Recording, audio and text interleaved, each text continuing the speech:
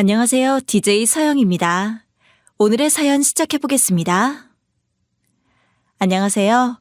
저는 경기도에서 작은 미용실을 운영하고 있는 30대 후반 여자입니다. 저는 오늘 제가 겪은 황당한 사건에 대해 이야기해 보려고 해요. 저에게 이런 기가 막힌 일을 만들어준 사람은 바로 시어머니와 남편이에요. 그들은 제가 상상도 못한 방향으로 저를 괴롭힐 준비를 하는 사람들이더군요. 사람이 맞는지 싶을 정도로 교활하고 악랄했죠. 오늘은 그 독한 모자를 제가 어떻게 응징해줬고 제 삶에서 어떻게 영영 떼어내버렸는지 이 사연을 통해 말해보려고 합니다. 저는 어릴 때부터 손재주가 아주 좋았어요. 손이 야무지다는 소리를 많이 들었거든요. 그 소리가 정말 듣기 좋더군요. 제가 손이 야무져서 그런지 엄마랑 할머니가 새치 염색을 할 때 꼭 저한테 그걸 해달라고 하셨거든요. 저는 그때마다 귀찮지 않고 너무 즐거웠어요. 그렇게 엄마랑 할머니 머리를 해드리고 나면 용돈을 벌 수 있었거든요. 이렇게 재미있는 일을 하면서 용돈도 벌 수 있다니 저에겐 즐거운 일이었죠. 그때부터 미용에 관심이 생겼던 것 같아요. 이 일이면 제가 먹고 살 수 있을 것 같았죠. 하지만 엄마는 제가 미용하는 걸 반대하셨어요. 공부를 하다가 정 이 길이 아니면 그때 기술을 배워도 늦지 않는다고 하셨죠. 고등학생인 제가 무슨 힘이 있겠어요? 미용을 배우려면 우선 돈이 있어야 하는데 저는 그만한 돈이 없었거든요. 결국 전 엄마의 말을 따를 수밖에 없었죠. 그렇게 대학에 가고 성인이 된 후 저는 대학에서 공부하는 것보다 기술을 배우고 싶다는 열망이 더 커진다는 걸 알 수 있었어요. 그래서 아르바이트를 시작했어요. 아르바이트 한 돈을 모아 미용 학원에 등록했죠. 역시 제가 생각했던 대로 저는 이 일과 잘 맞더라고요. 엄마도 그제야 제가 미용을 하는 걸 인정하셨죠. 저는 그날부터 정말 즐겁게 미용을 배웠던 것 같아요. 배울 때마다 이걸 늦게 배웠다는 사실이 억울할 따름이었죠. 그렇게 하루하루 성장하고 있다는 기분에 취해 행복해하던 어느 날, 제가 다니던 학원에 새로 등록한 남편을 만났어요. 그 당시만 해도 미용 학원에 남자가 많이 없어서 남편은 학원에 적응하는 걸 힘들어했죠. 그때 제가 남편을 도와주면서 저와 남편은 자연스럽게 가까운 사이가 됐죠. 그리고 오래 연애를 했어요. 시간이 지나면서 저희는 학원을 벗어나 미용실에 취직해 디자이너가 되기 위해 노력하고 있었죠. 와, 오빠, 오늘 샴푸 얼마나 했어? 난 진짜 셀 수 없을 정도로 많은 사람들의 머리를 감겼어. 팔이 빠질 것 같아. 나도 어깨 아파 죽겠다. 순간 머리가 어지럽더라니까. 언제까지 샴푸만 해야 할까? 그러니까 우리는 언제 디자이너 돼서 언제 손님 받을 수 있을까? 아마 몇 년은 걸리겠지? 그렇지 않을까? 난 지금 너무 까마득해서 한숨밖에 안 나와. 일이 너무 힘들어서 서로 많이 의지하면서 그 힘든 시간들을 견뎠어요. 영영 오지 않을 것 같던 시간들도 버티다 보니 자연스럽게 오더군요.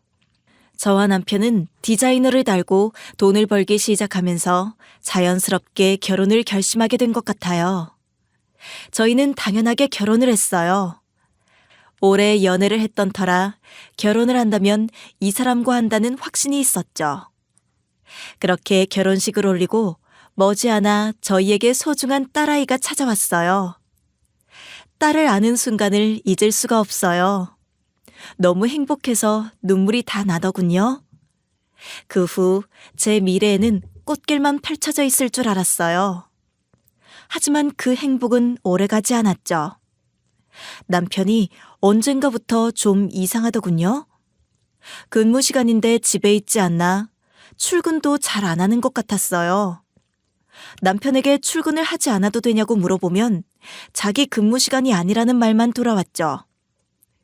무언가를 숨기는 듯한 남편의 태도에 불안했지만 그래도 아이가 있는데 남편이 허튼 생각을 하지 않을 거라고 믿었던 것 같아요.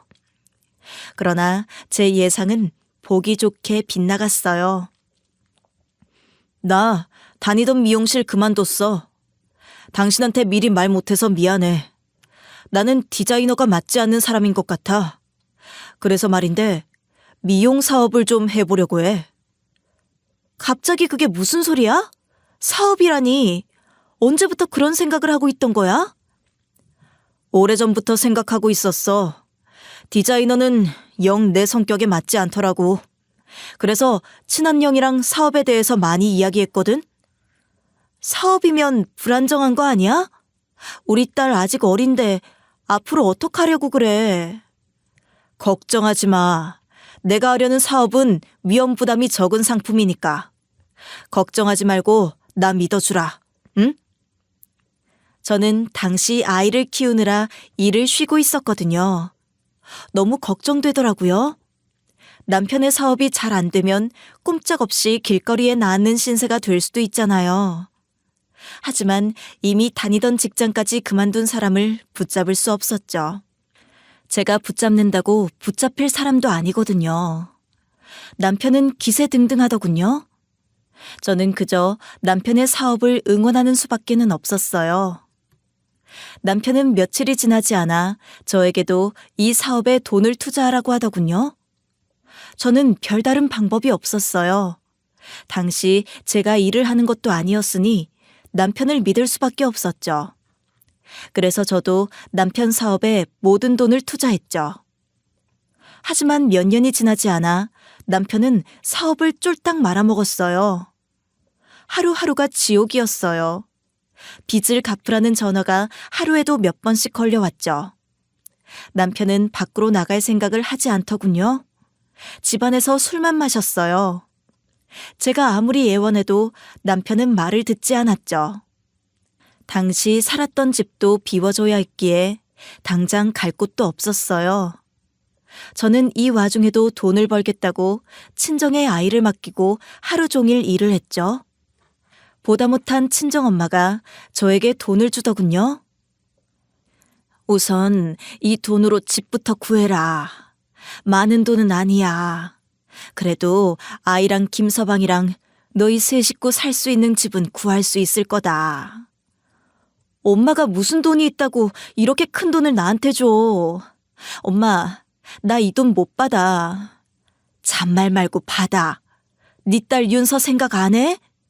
내가 윤서만 생각하면 마음이 아파 잠을 잘 수가 없다. 김서방은 아직도 집에 있어? 얼른 일어나서 무슨 일이든지 해서 돈부터 갚아야 할 거 아니야. 엄마, 마음 아프게 해서 미안해. 내가 얼른 돈 많이 벌어서 엄마가 이런 걱정 안 하면서 살게 노력할게. 응? 저는 메일을 눈물로 보냈어요. 엄마 생각을 하면 한없이 미안하고 죄송했죠. 엄마는 단호하게 통장을 넘겨주셨지만 저는 차마 이 돈으로 집을 구할 수 없었어요. 미래를 생각하면 이 돈으로 가게를 차려서 돈을 버는 게 더 현명해 보였죠. 미용실에 들어가 디자이너로 일하면서 버는 돈엔 한계가 있었어요. 저는 아이가 더 크기 전에 얼른 이 상황이 나아졌으면 했죠. 그래서 저희 가족은 시댁으로 들어가게 됐어요. 친정엄마가 준 돈으로 작은 미용실을 차렸죠. 남편이 직업도 없고 저도 아이를 키우느라 일을 쉬었기 때문에 돈을 벌기 위해선 이 방법이 가장 좋은 방법일 거라고 확신했죠. 시댁엔 시어머니와 아주버님이 함께 살고 있었어요. 시아버지는 병으로 일찍 돌아가셨다고 하더라고요. 그리고 아주버님은 당시 30살이었는데 노량진에서 공무원 준비를 하다가 시험에 계속 낙방하고 취업을 준비 중이라고 하더군요. 저는 그렇게 시댁으로 들어와 밤낮 없이 열심히 일했어요. 아침 일찍 가게 문을 열고 늦은 저녁까지 일했죠. 손님을 정말 많이 받았어요. 어떤 날은 팔이 올라가지 않았죠. 하지만 멈출 수가 없었어요. 하루빨리 시댁에서 나와 분가를 하고 싶었거든요.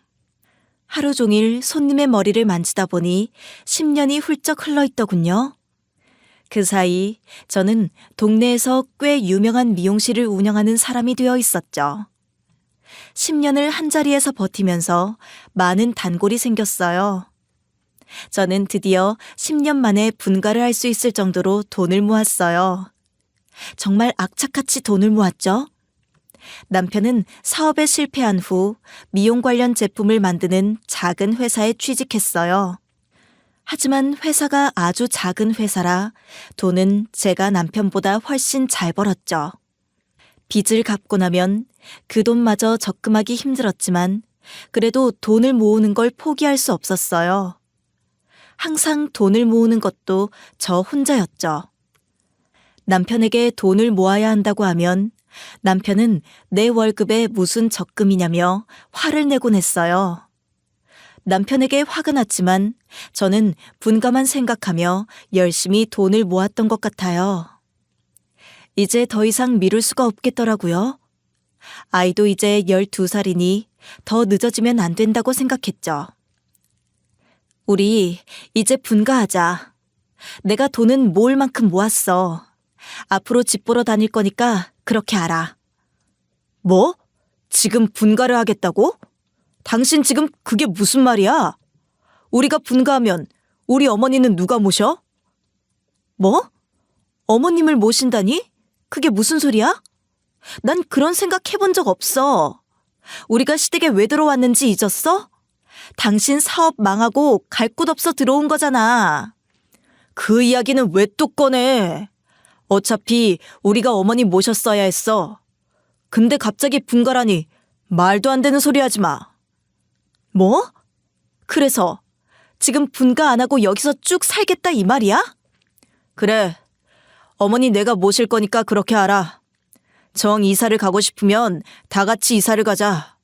안 그래도 이 집 작은데 잘 됐네. 그걸 지금 말이라고 해? 내가 뭐 때문에 이렇게 미친 듯이 열심히 일했는데. 우리 가족 분가하려고 지금껏 열심히 일한 거야. 우리 딸 벌써 12살이야. 더 늦으면 안 된다고. 아, 몰라. 난 분가할 생각 없으니까 당신 알아서 해. 난 분명히 분가 안 한다고 말했다. 저는 그 자리에서 얼어붙고 말았어요. 남편이 이렇게 나올 줄 몰랐거든요. 남편의 뻔뻔한 말에 저는 말문을 잃었어요. 남편이 그렇게 말하면 저도 할 말이 많았어요. 남편의 사업 실패로 돈을 다 날려서 시댁에 들어온 거였고 저는 여기 살면서 어머님에게 꼬박꼬박 생활비도 냈거든요. 심지어 몇 년 전부터 시어머니가 생활비를 더 많이 요구해서 외려 밖에 나가 사는 것보다 시어머니에게 생활비로 내는 돈이 더 많을 지경이었죠. 더 이상 이 집에서 못 나갈 이유는 없었어요.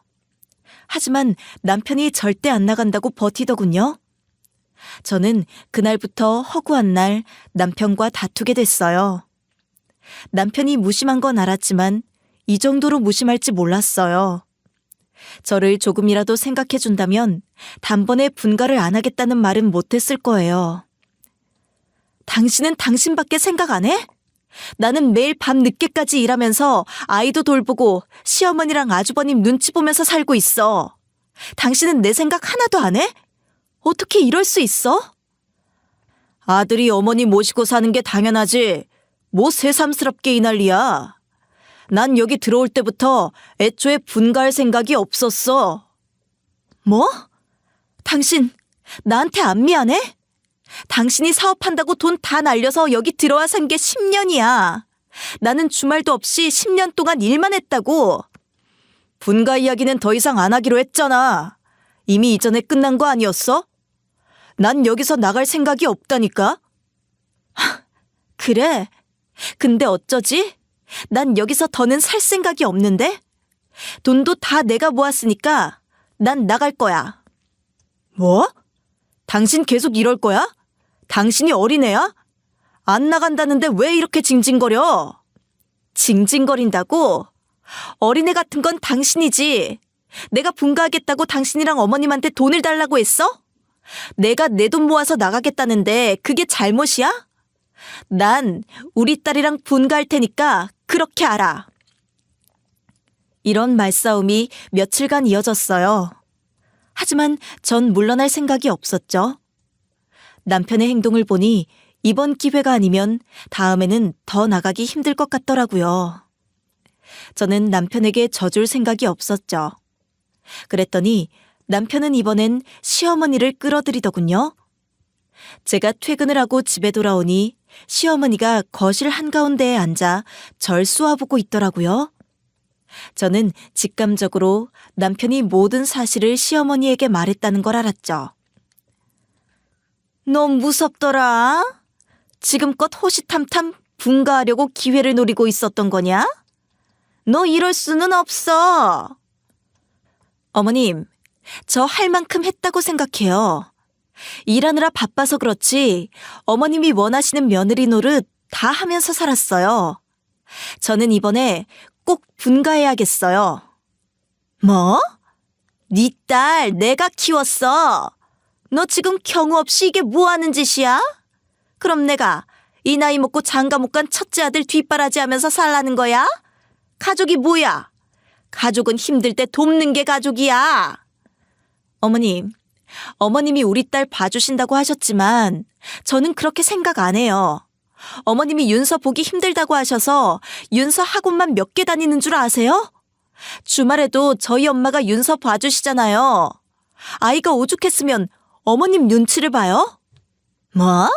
윤서가 내 눈치를 본다고? 너 그게 무슨 소리야? 없는 말까지 지어내면서 이 집을 나가겠다 뭐 이런 거냐? 어머님 맨날 윤서 구박하시잖아요. 여자애가 너무 시끄럽고 사방팔방 뛰어다닌다고 매일 큰 소리 치시면서 이래도 아니라고 하실 거예요?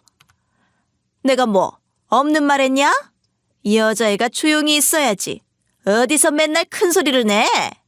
그건 딱 널 닮았다. 무슨 말을 하셔도 저 우리 윤서랑 분가할 거예요. 그러니까 저 말리지 마세요. 너 이렇게 가면 안 된다. 은혜를 갚아도 모자랄 판에 시어머니 뒤통수를 쳐? 어이가 없어서 코웃음도 안 나오더군요. 저는 시어머니 앞에 통장을 꺼내놓고 그동안 시어머니에게 생활비로 드렸던 송금 기록을 보여드렸어요. 시어머니는 그제야 입을 꾹 다물었죠. 저는 할 만큼 했어요, 어머님. 이제 어머님이 뭐라고 해도 저는 날짜에 맞춰서 분가할 테니까 그렇게 아세요. 우리 아들이 그렇게 쉽게 분가를 할 것 같아? 아마 네 뜻대로 쉽게 되진 않을 거다. 상관없어요. 남편이 안 간다고 하면 저랑 윤서만 나갈 거예요. 그러니까 더 이상 저 잡지 마세요, 어머님. 너 진짜 독하다, 독해. 그래, 어디 네 맘대로 해봐라. 저는 10년 동안 빼놓지 않고 어머님께 생활비를 드렸거든요. 그걸 다 받아놓고 제 눈앞에서 통장을 펼칠 때까지 시어머니는 끝까지 모른 척 하시더군요. 그 모습에 더 정이 떨어졌죠. 저는 무슨 일이 있어도 아이와 이 집을 나가겠다 마음먹었어요. 이사해서 아이에게 제대로 된 방을 보여주고 싶었거든요. 전 일을 마치고 틈틈이 집을 보러 다녔어요. 집을 보러 다니다 보니 드디어 분가를 한다는 게 실감이 나더군요. 집을 보는 내내 기분이 좋았죠. 아이를 생각해서라도 좀 더 일찍 분가를 했었어야 했는데 아이에게 미안했어요. 이사를 하면 꼭 딸이 원하는 대로 방을 꾸며주자 생각했죠. 전세 매물을 찾고 있던 와중에 친정엄마가 절 부르시더라고요. 저는 일이 끝나고 밤늦게 친정으로 향했죠. 엄마는 제가 오자마자 통장을 주시더라고요. 통장 안에는 2억이 들어있었어요. 엄마, 이게 뭐야? 이걸 왜 나한테 줘? 엄마, 자꾸 나 미안하게 할 거야? 이건 내가 못 받으니까 빨리 넣어둬. 잔말 말고 받아. 네가 분가한다고 하면 주려고 했던 돈이야. 그러니까 그 돈 집 구하는 데 보탰어. 진짜 왜 그래? 나 엄마한테 받은 게 너무 많아. 이 돈 절대 못 받아. 나도 돈 있어, 엄마. 나 미용실 잘 되는 거 다 알잖아. 이게 내가 주는 마지막 돈이야. 그러니까 가져가. 네가 못 받겠거든 윤서한테 주는 돈이라고 생각하고 써. 엄마, 정말 미안해. 내가 이 돈을 받아도 될지 모르겠어. 이 돈은 나한테 너무 큰 돈이야. 나가서 잘 살아라. 그거면 돼. 엄마는 더 이상 바라는 거 없어. 그동안 고생 많이 했다, 우리 딸. 이제 네 집에서 편하게 살아. 엄마는 제가 그 돈을 받는다고 할 때까지 우기시더군요. 정말 눈물이 핑 돌았죠. 그리고 받기만 하는 제 자신이 너무 미웠어요. 엄마도 내심 제가 시댁에 있는 게 많이 불편하셨던 모양이에요. 제가 분가를 한다니 엄청 좋아하시더라고요. 급하게 있는 돈을 꺼내놓으신 거 보니 이날을 기다리셨던 것 같더군요. 엄마의 이런 모습을 보니 더 잘 살고 싶어지더라고요. 저는 꼭 분가를 해 엄마에게 잘 사는 모습을 보여드리고 싶었어요. 그리고 저는 전세로 간다는 생각을 고쳐먹고 지금껏 모은 돈과 엄마가 주신 돈을 합쳐 약간의 대출을 해 집을 매매하기로 마음을 먹었어요. 이제 아이도 컸으니 이사 없이 한 집에 오래 살았으면 했죠. 아이가 시댁에서 방을 제대로 쓴 적이 없거든요. 줄곧 안방을 같이 쓰다가 아이가 크면서 작은 다용도실에 방을 만들어줬었거든요. 그때도 시어머니는 불만을 쏟아내셨죠. 큰 집으로 이사를 가야지 뭐 하는 거냐며 성질을 내셨거든요. 하지만 저는 분가에서 제대로 된 방을 만들어주고 싶었어요. 시어머니와 아주버님이랑 계속 같이 살 생각이 없었거든요. 그렇게 계속 집을 알아보던 중 마음에 드는 집을 발견하고 계약을 마쳤어요. 아이의 학교도 가깝고 해가 잘 들어오는 집이었죠. 아이가 좋아할 생각을 하니 벌써부터 가슴이 뛰었어요. 이사를 마치면 엄마도 초대하고 싶었죠. 신혼 때 남편이 사업으로 돈을 다 날리고 10년간 시댁에 있었으니 엄마를 한 번도 저희 집에 초대한 적이 없었거든요. 그 소박한 꿈을 그게 뭐라고 10년을 품고 살았어요. 계약서를 손에 들고 걷는데 울컥하더라고요. 정말 이 모든 게 꿈처럼 느껴졌죠. 웃기게도 정말 그 순간 힘들었던 일들이 머릿속을 스쳐 지나가더군요. 이 순간은 정말 모든 게 다 괜찮아졌어요. 그동안 힘들었던 게 이렇게 좋은 순간을 맞이하기 위해서였구나라는 생각까지 들었죠. 너무 기뻤어요. 이사하기만을 손꼽아 기다렸죠. 이사 준비는 순조롭게 진행됐어요.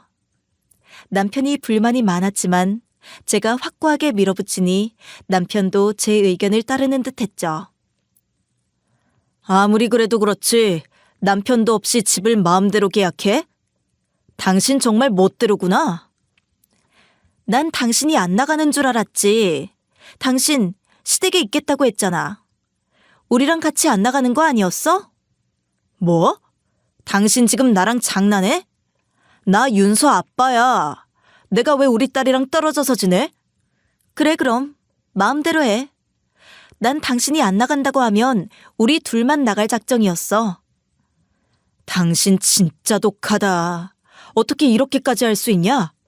난 당신을 다시 봤다. 그건 내가 하고 싶은 말이야. 난 당신이 이렇게 뻔뻔한 사람인 줄 몰랐어. 나도 이번 기회에 느끼는 게 아주 많아. 저는 분가 문제로 남편과 사이가 많이 안 좋아졌어요. 남편의 속내를 알아버린 이상 마음이 편하질 않았죠. 분가를 한다고 해도 또 언제 남편이 무리한 요구를 할지 모르는 긴장이 되더군요. 하지만 그렇다고 해서 겁이 나는 건 아니었어요. 저는 이 집을 나가는 순간 철저히 시댁과 거리를 두겠다 마음먹었죠. 10년을 함께 살았는데 시댁 식구들은 저에게 가족 같지 않았어요. 아무래도 시어머니가 저를 많이 홀대한 탓에 그런 것 같아요. 그땐 몰랐는데 지나고 보니 마음이 아프더군요. 어쩔 수 없이 시댁에서 지낼 수밖에 없는 상황이라 억누르고 살았지만 이제 그러고 싶지 않았어요. 저는 이제 그만한 여유도 있고 돈도 있었거든요. 이날을 위해 이렇게 열심히 일을 한 건가 싶더라고요.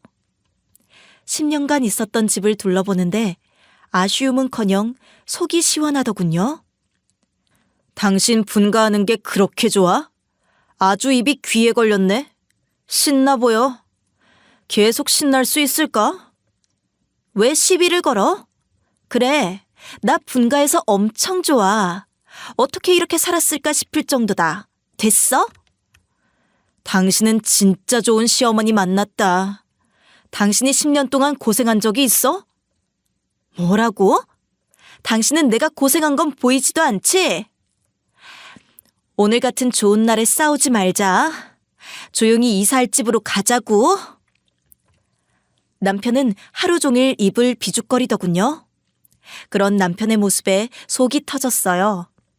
하지만 이 집만 나가면 해방이라고 생각했죠. 그렇게 아무 일 없이 이사가 진행되는 줄 알았어요. 하지만 이사 당일에 사건이 터졌죠. 저희 가족은 아침 일찍 일어나 이삿짐을 쌌어요. 아침부터 이삿짐 센터에 방문해 정신이 없었죠. 아이는 처음 보는 광경에 신이 나 보이더라고요. 그렇게 빠르게 이사가 진행됐어요. 아이는 짐을 다 싸고 이미 친정에 맡겨둔 상태였죠. 이삿짐을 모두 챙기고 차에 타려는데 차에 둔 남편의 핸드폰이 보이더라고요. 화면엔 충격적인 문자가 찍혀 있었죠. 저는 두 눈을 의심할 수밖에 없었어요. 며느리녀는 절대 모르게 조용히 옮겨놔야 한다. 잘 숨겨. 알았지? 저는 시어머니가 남편에게 보낸 문자에 온몸이 얼어붙었어요. 쎄한 느낌이 들더군요. 시어머니의 문자를 가만히 바라보다 저는 급하게 이삿짐 차를 멈춰 세웠어요. 남편의 얼굴은 이미 하얗게 질린 상태였죠. 내 핸드폰 줘. 왜 마음대로 내 핸드폰 문자를 훔쳐보고 그래. 얼른 내놔. 어서. 이게 무슨 소리야? 뭘 숨겨놔야 한다는 거야? 당신, 나한테 뭐 숨기는 거 있지? 그런 거 없어. 내가 당신한테 뭘 숨겼다고 그래? 됐으니까 빨리 차나 출발시켜. 피곤해. 아니야. 난 확인해봐야겠어. 이게 무슨 문자인지.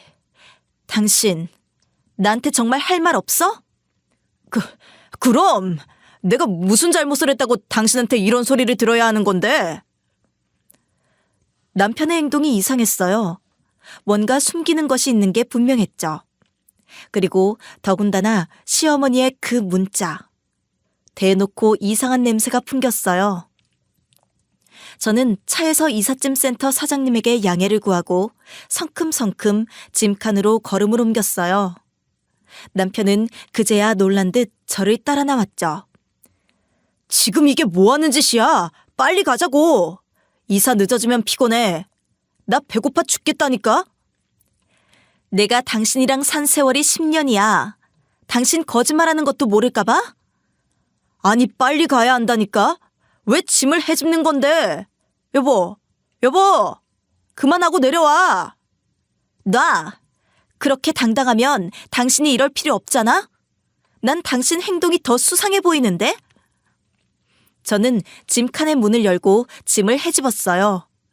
익숙한 물건들을 헤집다가 머지않아 이상한 가방을 발견했죠. 분명 아까 봤을 땐 없었는데 검은색 큰 가방이 떡하니 아이 물건과 함께 자리 잡고 있더군요. 저는 직감적으로 그 가방 안에 뭔가가 있다고 생각했어요. 남편의 손길을 뿌리치고 가방 문을 힘차게 열었죠. 그곳엔 아주버님의 옷들이 마구 뒤엉켜 있었어요. 저는 말문이 막혀 멍하니 가방만 바라보고 있었어요. 기가 막혀 웃음밖에 안 나오더군요. 이제야 시어머니의 문자가 이해됐어요. 저 몰래 남편에게 이 짐가방을 숨기라고 했던 거죠. 저는 이제 더 이상 이 파렴치한 인간들과 도저히 가족이라는 이름으로 엮일 수 없다고 생각했어요. 화가 나 온몸이 떨리더라고요. 남편은 이 와중에 태연한 얼굴로 제 손에서 가방을 뺐더군요. 지금 이게 뭐 하는 짓이야? 아주버님 가방이 왜 여기 있어? 거짓말할 생각하지 말고 똑바로 말해. 안 그래도 다 말할 생각이었어. 우리 형, 우리 집에서 같이 살기로 했어. 그렇게 알고 있으라고. 뭐? 누구 마음대로 내 집에서 살아? 당신 진짜 제정신이야? 우리 집이라니. 거긴 내 집이야, 내 집. 아, 진짜 이렇게 나올 거야? 당신 집이 내 집이지. 그게 우리 집 아니야? 우리 부부인 거 잊었어? 당장 아주버님 짐 다 빼. 나 안 그러면 더 이상 못 참아. 아, 싫어. 어머니가 형 데리고 못 살겠다는데 그럼 어떡해? 더 이상 남편의 말을 들을 필요가 없겠더라고요. 저는 짐칸을 헤집으며 아주버님 짐을 찾았어요. 남편은 뭐 하는 거냐며 짜증을 내더군요. 전 손에 잡히는 아주버님 물건들을 전부 차 밖으로 던지기 시작했어요. 당신 지금 뭐 하는 거야? 정신 차려. 왜 이렇게까지 하는 건데? 형이 우리 집에서 살면서 월세도 보태준대. 그럼 돈 굳고 좋잖아. 뭐라고? 돈이 굳어? 넌 생각이라는 게 없어? 뇌는 장식이야? 대체 왜 그렇게 사는 건데? 뭐? 당신 지금 말 다 했어? 아니 남편한테 뇌가 장식이냐니? 당신 말 그렇게 할 거야? 됐으니까 이 짐 당장 빼. 안 그럼 당신도 내 집에 못 가. 잘 생각하라고. 그럼 어떡해? 당신이 돈을 안 가져다 주면 어머니가 돈이 없다는데 형까지 같이 살 수가 없대. 그럼 당연히 우리랑 같이 살아야 하는 거 아니야? 분가하지 말라고 했는데 우겨서 분가를 했으면 이 정도는 감수를 해야지. 지금 무슨 소리를 하는 거야? 내가 왜 당신이랑 이런 말을 주고받고 있는지 모르겠다. 됐고, 그럼 너도 가지 마. 여기서 평생 어머님이랑 아주버님이랑 살아. 알겠어? 분노에 차 아주버님의 짐을 막 빼내고 있는데 저 멀리서 시어머니가 빠른 걸음으로 이쪽으로 다가오는 게 보이더군요. 저는 분노가 미친 듯이 피어오르는 걸 느꼈어요. 시어머니의 얼굴을 보면 정말 화가 주체가 안 될 것 같았죠. 아니 이게 뭐 하는 짓이야? 네가 감히 내 아들 옷을 이렇게 바닥에 패대기 쳐놔? 어머님, 지금 뭐 하세요? 결국 저한테 하신다는 게 아주버님 짐 몰래 이삿짐 트럭에 실어놓는 거예요? 그래, 너 꼴 보기 싫어서 내가 그랬다. 너는 분가한다고 신이 나니? 내가 그렇게 말렸는데 기어코 나가더니 너 분가하려면 우리 첫째 아들도 데리고 나가라. 어머니 정말 왜 이러세요? 손녀딸 보기 창피하지 않으세요? 지금 여기 우리 딸이 없어서 다행이지 딸 있었으면 정말 창피할 뻔했다고요. 그게 무슨 소리냐? 내가 왜 창피해? 난 당당하다. 오히려 부모 자식 떼어놓는 네가 창피해야지. 정말 이러시는 거 아니에요. 자식이 10년 만에 분가를 한다고 하면 축하하지는 못할 망정 이런 식으로 회방을 놓으세요? 너 이 정도로 끝내준 것도 고마운 줄 알아. 원래 나도 따라가려고 했다. 근데 우리 아들만 보내는 거야. 어머님, 지금 그 말 절대 후회하지 마세요. 아셨죠? 여기서 더 참아주면 이건 정말 바보밖에 안 되겠더라고요. 저는 이삿짐 차에서 기다리고 있는 이삿짐 사장님에게가 다시 짐을 싸야겠다고 말했어요. 그리고 제가 가지고 있는 현금을 몽땅 드렸죠. 사장님은 당황하시더니 제가 드린 돈을 보고 바로 승낙하셨어요. 저는 바로 남편과 시어머니 앞으로 와 가방에 있던 아파트 계약서를 내밀었어요. 남편과 시어머니는 아직도 상황 파악이 안 됐는지 멍하니 제가 내민 계약서를 바라보고 있더군요. 저는 당당하게 말했어요. 월세 같은 거 보태줄 필요 없어요. 지금 가는 집, 내 집이거든요. 내 집에 어머님 아들 한 명도 들일 생각 없으니까 그렇게 아세요. 뭐? 네가 집을 샀다는 거야? 아니, 어떻게 집을 산 거야? 아니, 이게 무슨 일이야? 네가 돈을 그렇게 많이 벌었어? 네, 제가 돈을 좀 많이 벌었어요. 어머님 아들과는 다르게. 이제 아셨죠? 앞으로 내 집에 올 생각하지 마세요. 그럼 바로 신고할 거예요. 당신 왜 그래? 말이 너무 심한 거 아니야? 가족끼리 무슨 신고를 한다고 해? 이제 가족 아니야. 당신이랑 이혼할 거야. 그러니까 당장 당신 짐 빼. 난 내 집에 당신 들일 생각 없어. 뭐? 이혼을 하겠다고? 당신 나랑 이혼할 거야? 아니 왜? 난 어머님 말 들은 죄밖에 없어. 그럼 네가 이딴 짓을 하고도 내가 봐줄 줄 알았어? 천만에. 난 당신이랑 이혼하면 그만이야. 당장 짐 빼. 안 빼면 내가 직접 뺀다? 여보, 왜 그래? 이거 다 장난이야, 장난.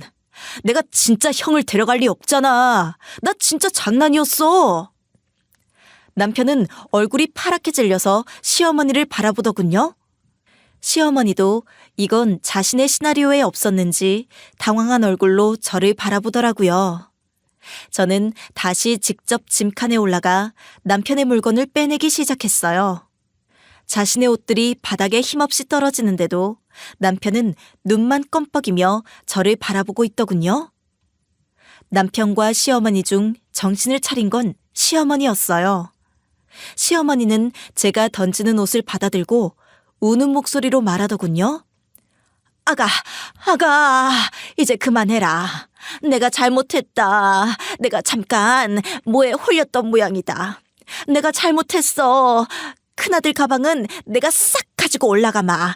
너희는 어서 새 집으로 가, 응? 어머님, 제가 하는 말 못 들으셨어요? 저 남편이랑 이혼할 거예요. 어머님이 그렇게 죽고 못 사는 아들 데려가서 평생 키우세요. 아니, 그게 무슨 말이냐. 내가 왜 아들을 평생 키워? 아가, 지금이라도 너희가 분가해서 얼마나 다행인지 몰라. 그만 화 풀고 제발 그만해라. 저는 남편이랑 이혼할 거예요. 어머님, 이거 다 어머님이 이렇게 만드신 거예요. 저요, 어머님이 이렇게까지 안 하셨으면 그냥 조용히 저 사람이랑 살았을 거예요. 우리 윤서 생각해서요. 그래, 아가, 윤서를 생각해서라도 네가 이러면 안 된다, 응? 윤서를 생각해서 네가 참아. 아들아, 뭐해? 어서 차에 타지 않고. 시어머니는 필사적으로 저를 설득하더군요. 10년 동안 살면서 시어머니가 이렇게 쩔쩔매는 모습은 처음 봤어요. 이렇게 쉽게 시어머니가 저에게 매달리는 모습을 보니 참 허무하더군요. 진작 이렇게 할 말 다 하며 살 걸 후회가 됐죠. 당신 차에 탈 생각하지 마. 나 당신이랑 이혼한다고 분명히 말했어. 지금까지 내가 우스웠지. 그러니까 이런 말도 안 되는 짓을 했겠지. 여보, 그런 거 아니야. 나는 우리 생활에 형이 조금 도움이 될까 싶어서 그래서 같이 살려고 했던 거야. 근데 당신이 집을 샀다면 이제 형이랑 같이 살 필요가 없잖아? 안 그래? 그걸 지금 핑계라고 대는 거야? 핑계도 참 당신답게 한다. 너무 허술해서 웃음도 안 나와. 시끄럽고 빨리 짐 빼. 여기서 밤샐 거야? 여보, 진짜 왜 그래? 나 당신이랑 헤어지면 어떻게 살라고? 우리 윤서를 생각해서라도 당신이 좀 봐줘. 아니, 윤서를 위해서라도 이혼할 거야. 우리 윤서 이런 집안에서 키우고 싶지 않아. 어머님, 어머님이 바라던 대로 남편이랑 이혼할 거니까 두 아들들이랑 행복하게 사세요. 그럼 저는 이만 가볼게요.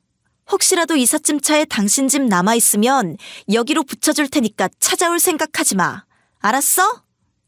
여보, 제발 이러지 마. 어머님, 좀 말려보세요.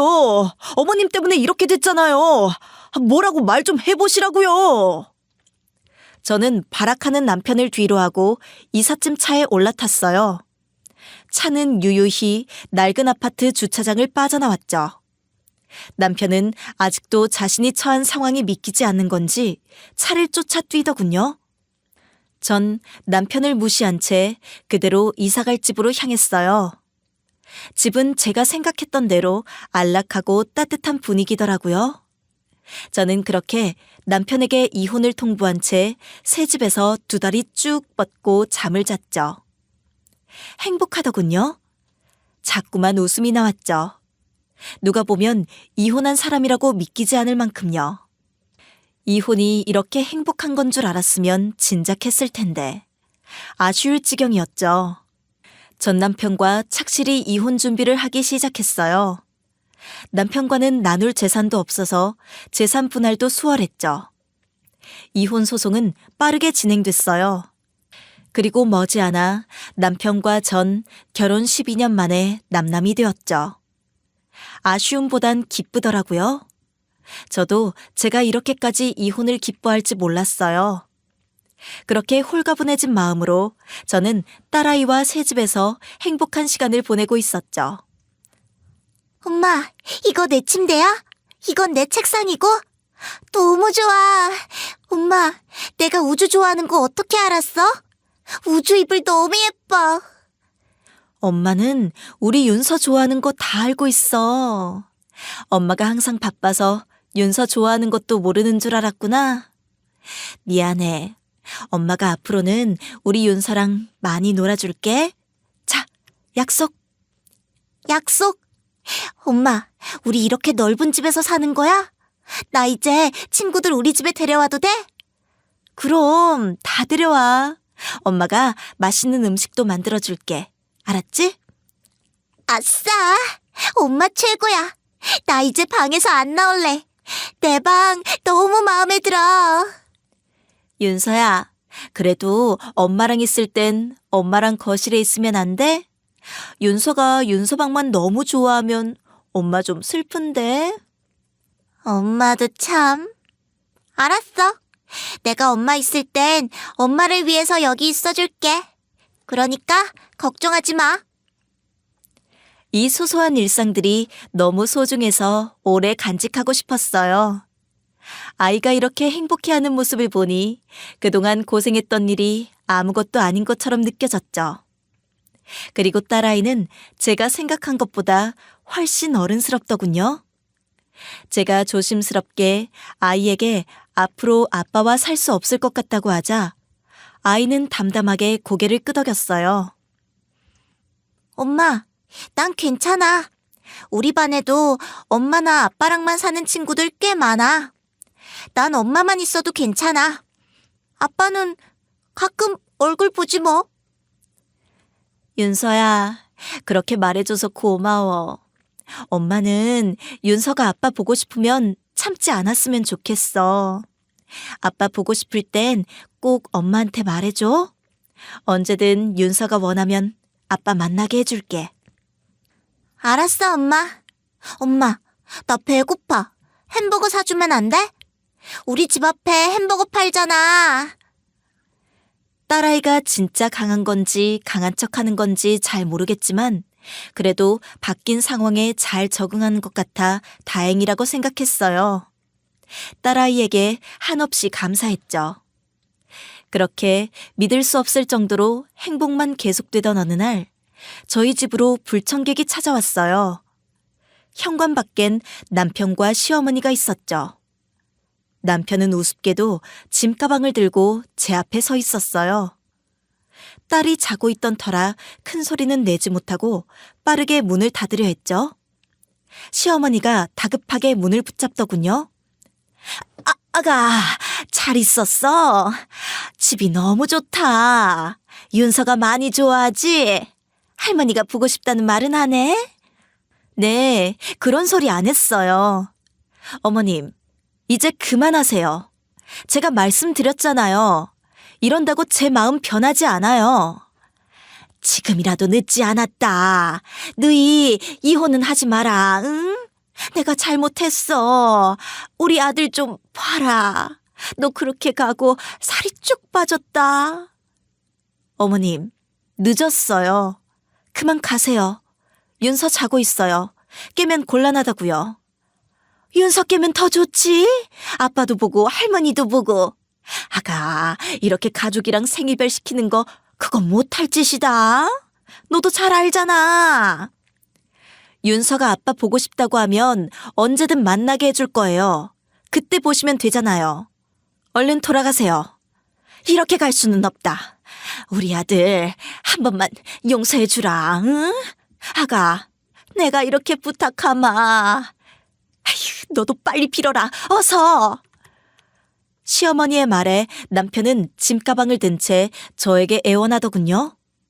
저는 이 와중에 짐가방을 챙겨온 이 모자에게 할 말이 없었어요. 남편은 금방이라도 눈물을 떨굴 듯한 얼굴로 말하더군요. 여보, 나 반성 많이 했어. 내가 그동안 잘못한 게 너무 많아. 나 다시는 당신 힘들게 안 할게. 나랑 결혼해서 고생만 했는데 내가 이렇게 실망스러운 모습 보여줘서 미안해. 알면 됐어. 근데 나 당신이랑 다시 살 마음은 없어. 나 지금 이대로 너무 행복하거든? 그러니까 나 좀 방해하지 마. 왜 그래? 내가 잘못했어. 당신도 사실 우리 이혼하는 거 싫잖아. 홧김에 한 말인 거 다 알아. 누가 홧김에 한 말이래? 좋게 좋게 말해주니까 또 이렇게 나오네? 난 당신이랑 죽어도 못 사니까 그렇게 알아. 그런 말이 어디 있어. 지금껏 우리 10년을 넘게 잘 살아왔는데 어떻게 부부가 이렇게 쉽게 헤어지겠어. 당신도 분명 후회할 거야. 후회해도 내가 후회해. 당신이 신경 쓸 일이 아니라고. 내 인내심 테스트하지 말고 빨리 가. 어머님도 빨리 돌아가세요. 아가, 이렇게 우리가 애원을 하는데 너는 느끼는 게 없어? 우리가 정말 반성하고 있는 게 네 눈에는 안 보이냐? 반성은 두 분이 알아서 하시고요. 저는 어머님 마음을 받을 생각이 없어요. 저는 이미 실망하고 마음이 떠났는데 어떻게 해요 그럼? 부부라는 것이 그런 거다. 죽도록 미울 때가 있지만 또 살다 보면 다 사라지는 거야. 저는 그렇게 살 마음이 없어요. 어머님, 아무리 설득하셔도 제 마음은 절대 변하지 않으니까 그만하세요. 이거 다 시간 낭비예요. 여보, 당신 정말 이러는 거 아니야. 우리가 같이 산 세월이 있는데 어떻게 이렇게 매정하게 이혼을 할 수 있어? 이제 그만 좀 해. 내가 몇 번을 말해야 알아들어? 나는 당신이랑 살기 싫다고. 당장 가. 다시 한번 찾아왔다간 정말 신고할 거야? 저는 현관문을 닫아버렸어요. 그 후 몇 분 동안 남편과 시어머니는 현관문 앞에서 시끄럽게 저를 불러댔죠. 저는 아랑곳하지 않고 방으로 들어와 잠을 청했어요. 그날 남편과 시어머니는 주민의 신고로 쫓겨났다고 하더군요. 저는 이혼 후 남편에게 매달 100만 원의 양육비를 받게 됐어요. 시어머니와 남편 그리고 아주버님은 이사를 했다고 하더군요. 건너 듣기론 제가 생활비를 끊으면서 그 집안 사정이 어려워졌다고 하더군요. 그렇겠죠. 그 집안 아들들은 일을 꾸준히 하는 사람들이 아니거든요. 인생의 한 방을 노리는 사람들이죠. 그러니 돈이 있을 리 있겠어요? 그렇게 같이 살고 싶어서 난리치던 시댁 식구들은 지금은 다 따로 산다고 하더군요. 남편이 이혼을 하면서 시어머니와 사이가 안 좋아졌다고 해요. 시어머니와 남편 둘 다 서로에게 감정의 골이 깊어서 이제는 연락도 안 하는 사이가 됐다고 하더군요. 그 소식을 듣고 얼마나 웃겼는지 한참을 웃었어요. 남편은 결국 지방에서 미용 관련 제품을 만드는 회사에 다니고 있고 아주버님은 결혼을 하고 싶어 계속 선을 보고 있다고 하더군요. 근데 가진 게 없고 시어머니 성격이 소문나기라도 했는지 아주버님에게 선자리가 들어오지 않는다고 해요. 결국 그렇게 아주버님은 여러 번 선을 보다가 결혼을 포기하고 소를 키우며 살겠다고 시골로 내려갔다고 하더군요. 시어머니는 본인 고향으로 내려가 마을에서 가장 싼 집을 얻어 농사를 시작했다고 해요. 결국 평생 살 것처럼 붙어 다니던 그 가족은 모두 뿔뿔이 흩어져 살고 있더군요. 저는 집을 산 후 더 열심히 일해서 조금 남은 대출을 갚고 있어요. 장사는 여전히 그럭저럭 잘 되고 있어서 감사할 따름이죠. 휑했던 집에 어느새 온기가 가득해질 때쯤 저는 엄마를 저희 집에 초대했어요. 이 집을 사면서 가장 먼저 엄마를 초대하리라고 다짐했었거든요. 엄마는 큰 꽃다발을 들고 집들이를 오셨어요. 꽃이 얼마나 큰지 한 손으로 들기 벅찰 정도였죠. 엄마, 꽃다발을 왜 이렇게 큰 거 사왔어? 엄마 꽃 좋아했어? 이거 아까워서 어떡해? 엄마 요즘 꽃꽂이 배우잖아. 그거 하면 마음이 편안해지더라. 신기하지? 너도 하고 싶으면 한번 해봐. 무슨 일이래? 엄마가 꽃을 배운다고? 이렇게 보니까 잘 어울리는 것 같기도 하고. 그거 엄마가 특별히 넣어주려고 만들었으니까 잘 간직해. 선생님이 조금 도와주긴 했는데 거의 다 내가 한 거야. 예쁘지? 진짜? 이걸 엄마가 했다고? 너무 잘했는데? 고마워. 이거 거실에 잘 둘게. 그래, 조금 말렸다가 시들면 꽃병에 꽂아놔. 근데 너희 집에 꽃병 있어? 네가 그런 걸 사도 쓰려나? 엄마, 하나 사면 되지 뭘. 이따가 윤서 오면 같이 쇼핑 가자. 집에 없는 게 너무 많아. 그치? 거의 10년 만에 네 집을 가져볼 텐데 제대로 된 게 있겠어? 오늘 냄비는 엄마가 사줄게. 좋은 걸로 하나 골라봐. 엄마는 무슨 말만 하면 다 사준대. 나도 돈 있어요. 그러니까 오늘은 뭐 사주려고 하지 마. 알겠지? 나는 그냥 집들이 선물로 사주는 거지 뭐. 근데 집 정말 잘 샀다. 어쩜 이렇게 해가 잘 들어와? 어머, 이 식탁 뭐야? 너무 예쁘다. 이 의자는 또 어디서 샀어? 엄마, 이거 기억 안 나? 엄마가 골라준 거잖아. 이 의자도 다 엄마가 같이 골라줬어. 그래? 어쩐지 너무 센스 있게 잘 골랐다 했어. 엄마가 보는 눈이 있다, 그치? 사이즈도 어쩜 딱 맞네. 엄마는 본인이 집을 사신 것 마냥 신난 얼굴로 집을 둘러보시더군요. 그 모습이 너무 사랑스러워 보여 한참 웃음을 삼켜야 했죠. 그 해맑은 모습을 보니 마음이 아프더군요. 지금까지 엄마 속만 썩인 것 같아 미안하더라고요. 앞으로는 제가 평생 엄마에게 효도하며 살려고 해요. 저도 엄마처럼 단단하게 가족을 지키는 사람이 되고 싶어요.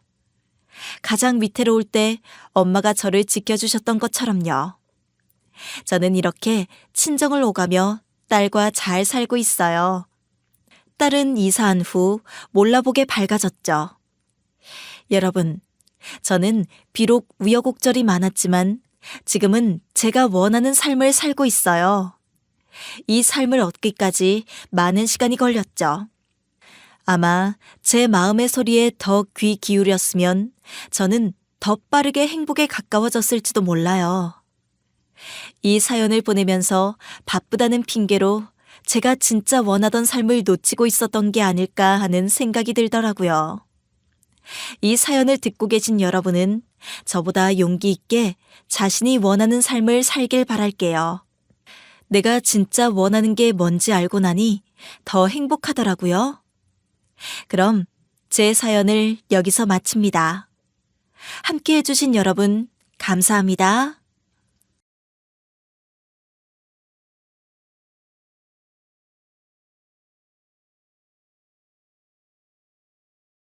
안녕하세요. DJ 서영입니다. 오늘의 사연 시작해보겠습니다. 안녕하세요.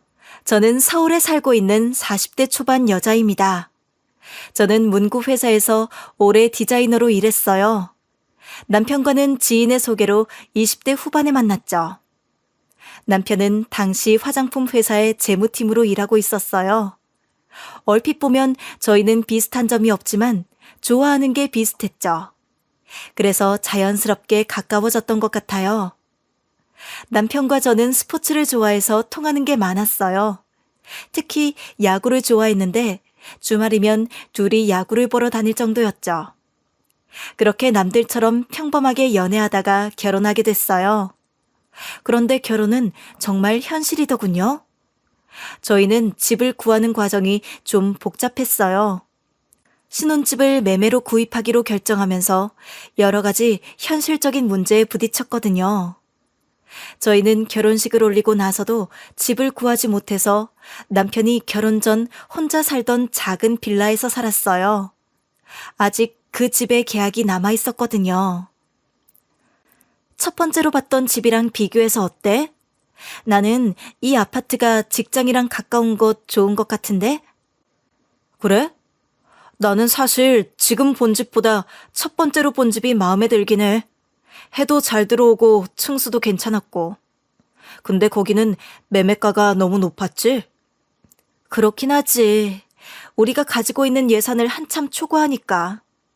그럼 내일은 다른 지역에서 한번 볼까? 내가 받은 곳이 있긴 한데. 그래, 그렇게 하자. 나도 더 이상은 못 볼 것 같아. 지금 봐봤자 눈에 들어올 것 같지도 않아. 서울에서 저희가 가지고 있는 예산 안에 집을 구하는 게 결코 쉬운 일이 아니었어요. 혼자만 살던 남편과 제가 같이 살 집을 구하는 건 더더욱 힘든 일이었죠. 저희는 정말 밤낮 없이 매물을 찾아다녔어요. 부동산에서 연락이 오기만을 기다리는 날도 있었죠. 그렇게 몇 달을 돌아다니다 드디어 저희 부부의 예산에 맞는 집을 발견했어요.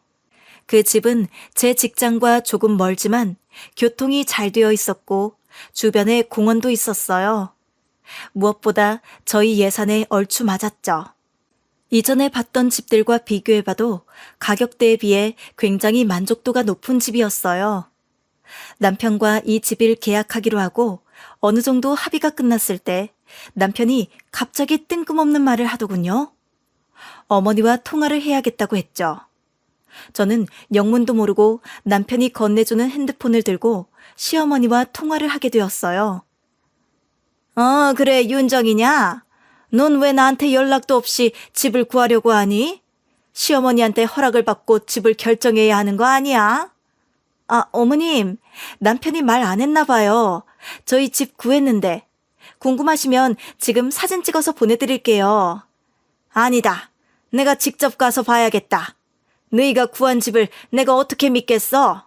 내가 가서 꼼꼼하게 잘 살펴볼 테니 기다려라. 저는 시어머니의 말이 황당하게 느껴졌지만 대수롭지 않게 넘겼어요. 첫 신혼집이니 궁금하실 수도 있겠다 싶었거든요. 그래서 전 더 이상 시어머니의 말에 대꾸하지 않았어요. 알겠다고 하고 바로 집을 보여드렸죠. 넌 골라도 어쩜 이런 집을 골랐어?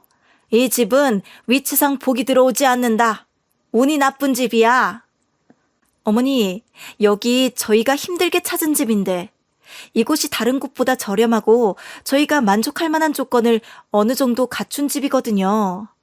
아니 글쎄, 이 집이 운이 안 좋다니까 그러네. 너 집을 이렇게 대충 고르면 어떡해? 아무튼 이 집은 안 되니까 그런 줄 알아. 어머님, 이 집도 힘들게 찾은 건데 정말 안 될까요? 남편 집 계약 기간도 얼마 남지 않아서요. 마음이 좀 급한데. 그런 거라면 걱정하지 마라. 집 구할 때까지 우리 집에서 살면 되잖아.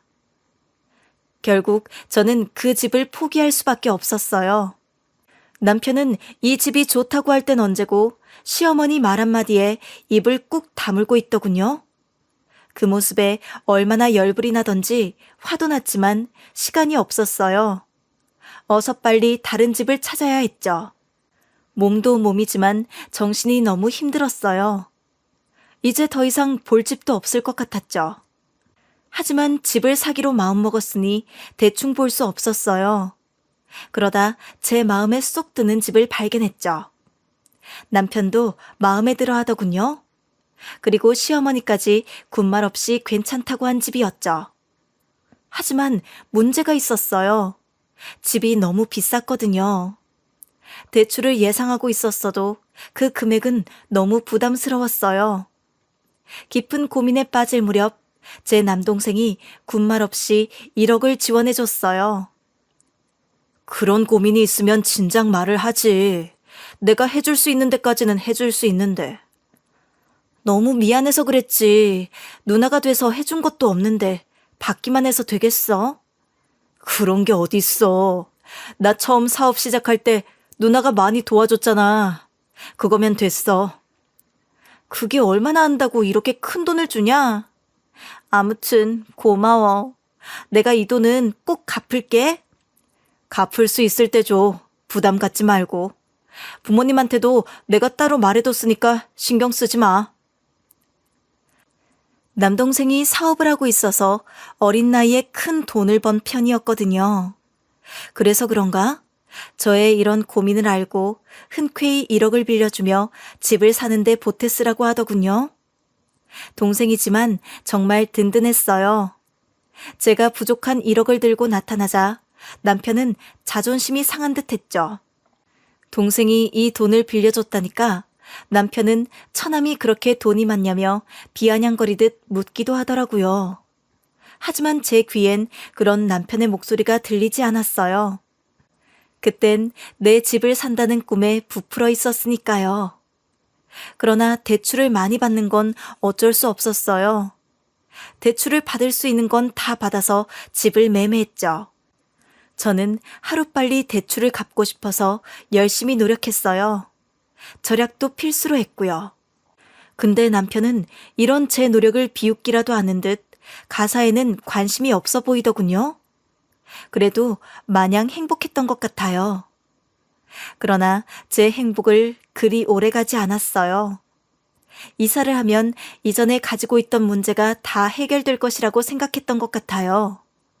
그건 제 착각이더라고요. 이사를 하고 나서도 시어머니의 간섭은 계속됐죠. 어머, 얘, 너 이리 와봐라. 이런 배치 때문에 돈이 새는 거야. 너는 식탁을 이렇게 놨니? 당장 위치 바꿔라. 어머님, 여긴 우리 집이니 저의 취향대로 꾸미는 게 맞는 거잖아요. 저도 다 생각하고 있는 게 있어요. 뭐? 생각을 왜 해? 가구는 다 제자리가 있는 거야. 너 화장대도 이렇게 놓지 말라고 했잖아. 화장대가 창가 근처에 있으면 안 된다니까 그러네. 시어머니는 하나부터 10까지 저희 살림에 참견하려고 하셨어요. 제가 누구랑 살고 있는지 모르겠더군요. 하지만 제가 정말 참을 수 없었던 건 제 작업실을 건드는 일이었어요. 저에겐 사생활이 없는 것 같았죠. 아니, 멀쩡한 방을 왜 이렇게 만들어놨어? 이 종이 상자들은 다 뭐고? 어머니, 저 작게 사업하고 있어요. 문구류 만들어서 판매 중이에요. 그래서 이 방은 제 작업실로 쓰고 있고요. 어머, 얘 좀 봐. 누구 마음대로 이 방을 작업실로 써? 우리 아들도 동의한 거야? 네, 어머님. 이렇게 돈 벌어서 대출 갚을 때 유용하게 쓰고 있어요. 큰 돈은 아니지만 꾸준히 매출도 나오고 있고요. 아무리 그래도 멀쩡한 방을 이렇게 만들어 놓으면 어떡해? 당장 정리해라. 네? 어머님, 방금 전까지 제가 다 설명해 드렸잖아요. 이 방이 없으면 제가 작업을 어디서 해요? 그걸 왜 나한테 물어? 같이 사는 집에 네 방이 떡하니 있는 게 말이 되냐? 제가 저만 좋다고 일을 하는 게 아니잖아요. 대출을 빨리 갚기 위해 부업을 하는 거라고요. 이거 해도 돈을 얼마나 번다고 그래? 기껏 해봤자 푼돈이겠지. 너 혼자 일을 다 한다고 돈이 벌리니? 제 사업 동생이 도와주고 있어요. 어머님도 아시죠? 이 집 할 때 동생이 1억 지원해 준 거. 제 동생이 어릴 때부터 사업했어요. 그런 얘가 절 도와주는 건 이 사업이 가능성이 있다는 거 아니겠어요? 제가 동생 이야기를 하니 시어머니는 입을 꾹 다물더군요. 동생이 돈을 지원해 준 게 이렇게 시댁 식구들의 약점이 될 줄은 몰랐죠. 시어머니는 눈을 흘기며 혀를 차더군요. 문구 디자이너로 일하다 보니 저만의 브랜드를 하나 만들고 싶더라고요. 그러다 부업으로 작게 사업을 시작했죠. 일은 재미있었어요. 온전히 저의 브랜드를 만드는 일이니까요. 근데 이런 제 일도 시어머니에게 지적을 당하니 이곳에 내 집인가 하는 의문이 들더군요. 결국 저는 어머니에게 할 말을 할 수밖에 없었어요. 어머님, 이 집은 저희 부부집이잖아요.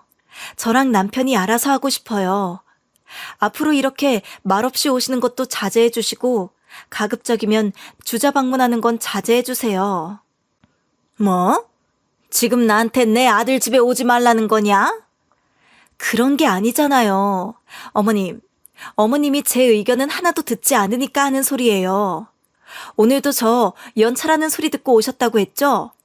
저도 편하게 쉬고 싶어요. 내가 살다 며느리한테 이런 소리를 듣다니? 내가 너희 좋으라고 하는 소리지 나 좋으라고 하는 소리야? 너는 어쩜 그렇게 너밖에 몰라? 우리 아들한테 물어봐라. 내가 말한 거 다 좋다고 하지. 이러시는 건 절 위한 게 아니에요. 매번 오실 때마다 제 의견 물어보지도 않고 가구 배치 바꾸고 겨우 만든 작업실 치우라고 하시고 자꾸 이러시면 저도 할 말 다 할 수밖에 없어요. 그래, 네가 이렇게 나온다는 거지? 알겠어. 가만히 있지 않을 거다. 어머니는 그렇게 말씀하시고 나가버리셨어요. 답답하더라고요. 주변에서 시댁과의 갈등에 대한 이야기는 많이 들어봤지만 현실로 다가오니 황당하고 어이없었죠. 그래도 저는 후회하지 않았어요. 어차피 해야 할 말이라고 생각했거든요.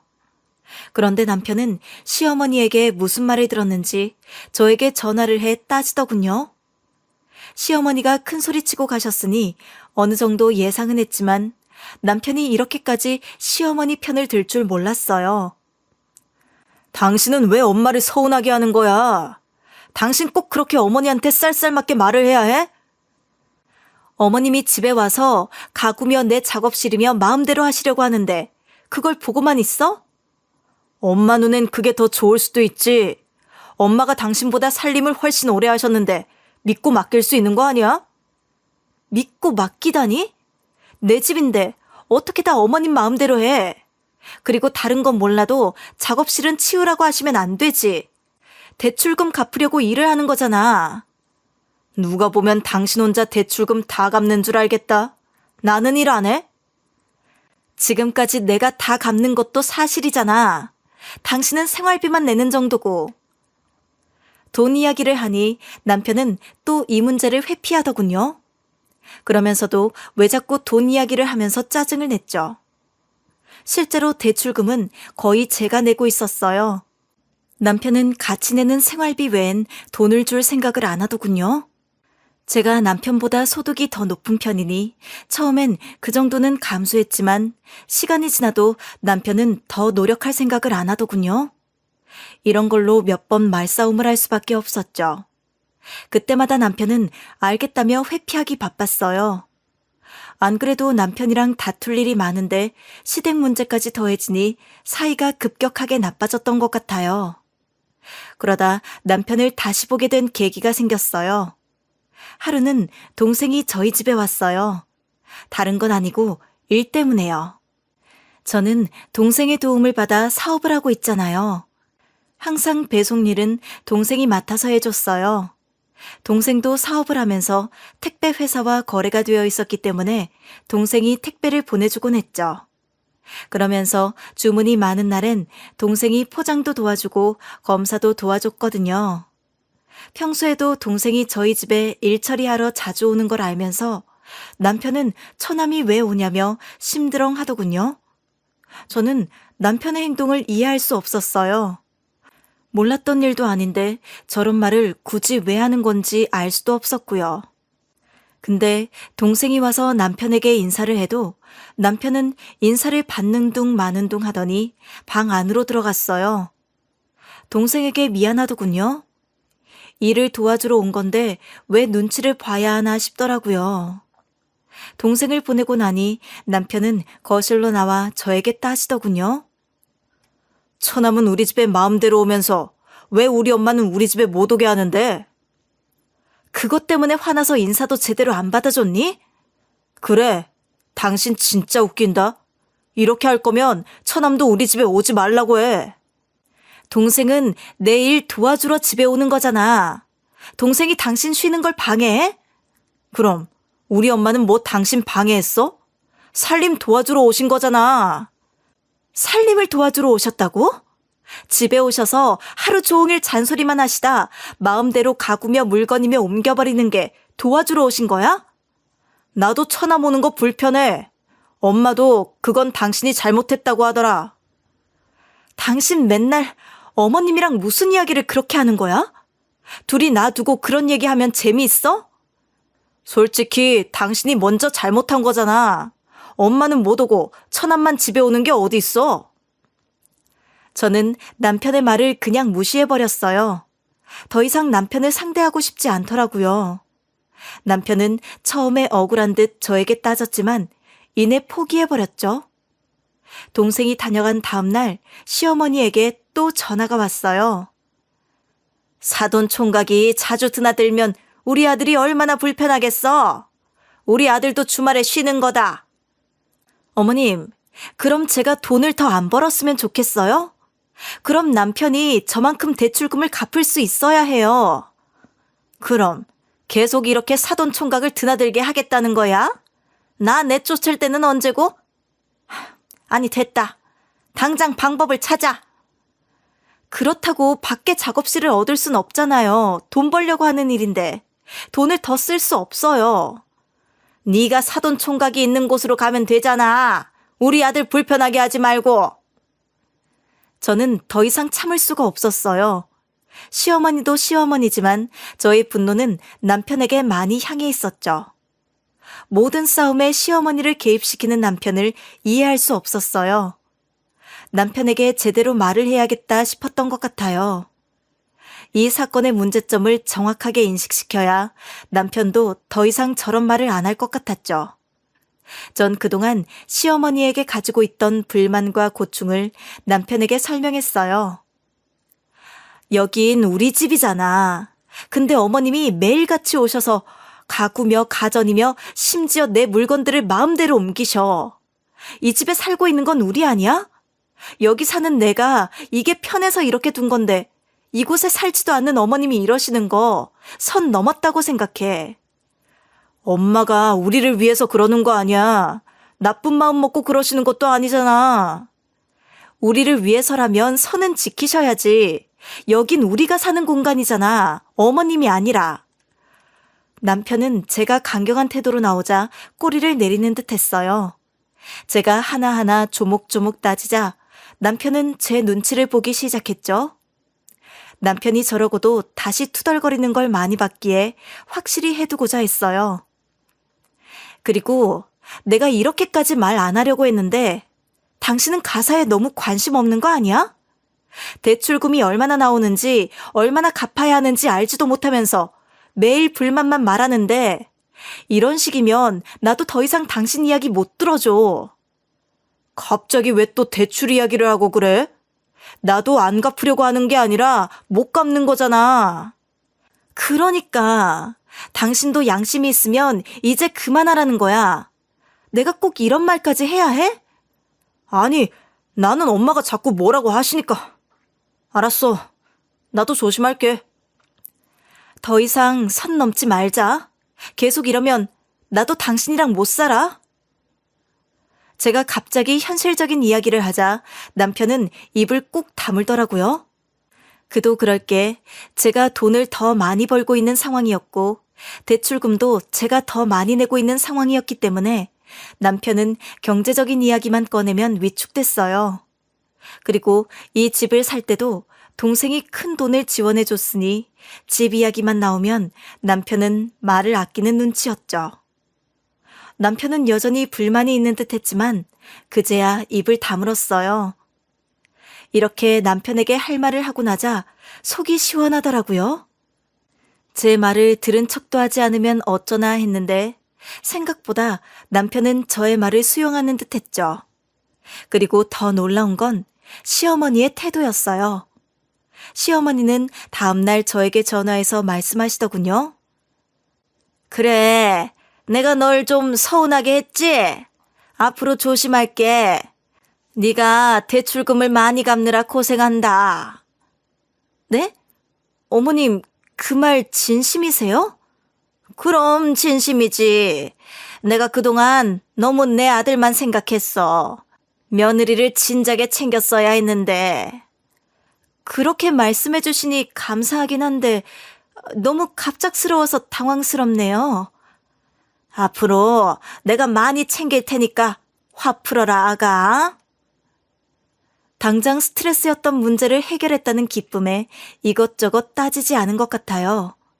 그저 시어머니와 남편의 태도가 달라졌다는 게 감사했죠. 이제 마음껏 제 일을 할 수 있겠다 싶었던 것 같아요. 시간이 얼마 지나지 않아 시어머니는 제주도 여행이라도 다녀오라며 여행비를 지원해 주셨어요. 갑자기 한순간에 시어머니가 변해버리니 이상한 기분이 들더라고요. 물론 감사하긴 하지만 뭔지 모르게 꺼림칙했죠. 제주도에서 돌아와 다시 평범한 일상을 보내는데 누군가와 언쟁할 일이 없다는 게 얼마나 감사했는지 모르겠더라고요. 지나고 보니 진짜 스트레스가 많았다는 걸 새삼스럽게 깨닫게 됐었죠. 그 후 평화로운 일상이 지속됐죠. 그런데 시어머니가 은근슬쩍 아이를 언급하기 시작하더라고요. 저는 천천히 아이를 갖겠다고 했지만 시어머니는 무언가에 쫓기듯 아이를 빨리 가져야 한다고 보채시더군요. 더 늦으면 그땐 아이를 낳고 싶어도 못 낳을 수도 있어. 그러지 말고 나랑 산부인과 같이 가보는 게 어때? 응? 어머니, 아이는 자연스럽게 갖고 싶어요. 조금 더 생각해 볼게요. 그러지 말고 잘 생각해봐라, 응? 아이 낳으면 얼마나 좋겠어. 그건 남편과 상의를 해볼게요. 아직 아이에 대해 이야기 나눠본 적이 없어서요. 그래, 그럼 당장 상의를 해봐라. 빨리 할수록 좋은 거 아니겠니? 시어머니가 저렇게 강력하게 목소리를 내니 점점 이상하더라고요. 분명 시어머니는 이전보다 저를 존중해 주시는데 그 태도들이 어딘지 모르게 어색했거든요. 남편도 아직 아이를 갖자는 말은 하지 않았는데 시어머니가 저렇게 보채니 자연스럽게 저를 설득하려고 하더군요. 남편까지 저렇게 아이를 낳자고 보채니 저는 쉽게 결정을 내리지 못했죠. 결국 아이를 가지지 않았어요. 그렇게 시간이 흘렀죠.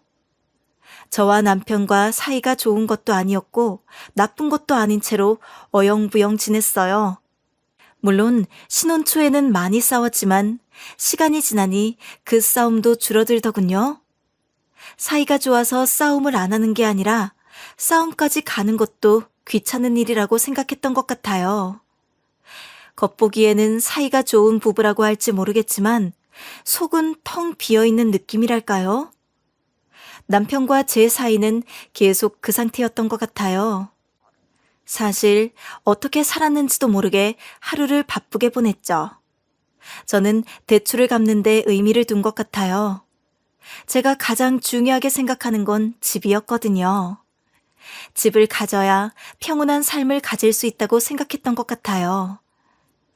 인생에서 집이 중요하다고 생각하는 사람이어서 그런지 더 대출금을 갚는 것을 크게 생각했던 것 같아요.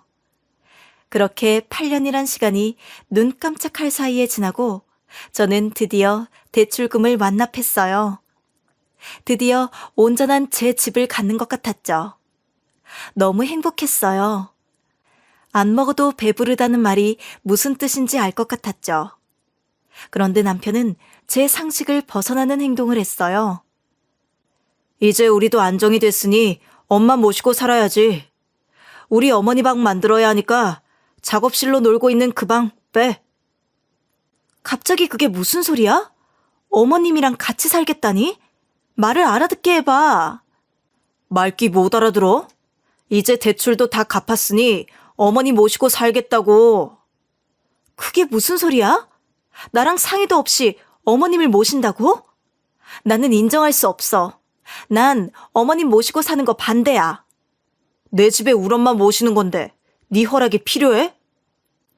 저는 황당해서 아무 말도 못했어요.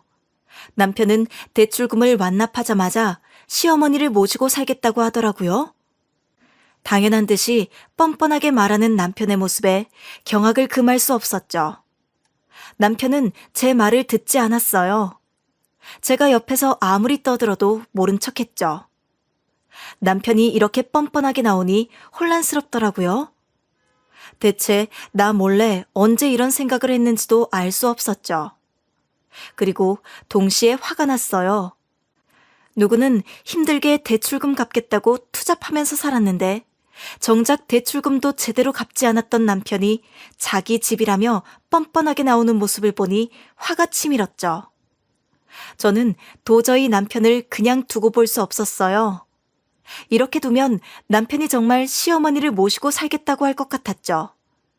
저는 서둘러 남편을 설득했어요. 난 분명히 말했어. 어머니 못 모시고 살아. 당신이 생각이 있다면 그 생각은 멈춰. 그럼 엄마 혼자 사시는데 그냥 저렇게 두고 봐? 당신이야말로 생각이라는 게 있어? 당신이랑 사는 사람은 나야. 어머님 모시고 사는 걸 왜 당신 마음대로 결정해? 당신이 안 된다고 할 게 뻔한데 뭐하러 당신이랑 상의를 해? 방이 부족한 것도 아닌데 대체 뭐가 문제야?